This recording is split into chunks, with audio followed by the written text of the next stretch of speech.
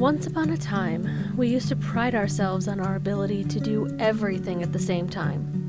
But in recent years, we've fortunately begun to realize that not only is the ability to multitask not necessary, it's actually not even beneficial.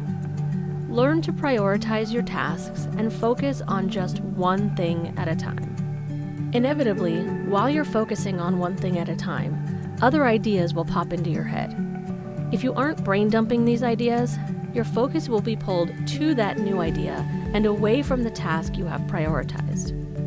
Keep a list, physical or digital, nearby while you work so that you can jot those ideas down and get your focus back where it belongs.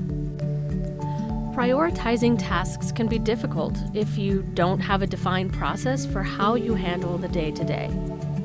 Once you know where those recurring tasks fit in, it's much easier to prioritize one-off tasks to maximize your productivity.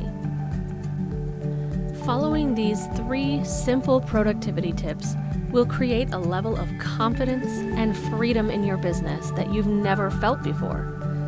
Don't be overwhelmed by your to-do list. Start to take control today.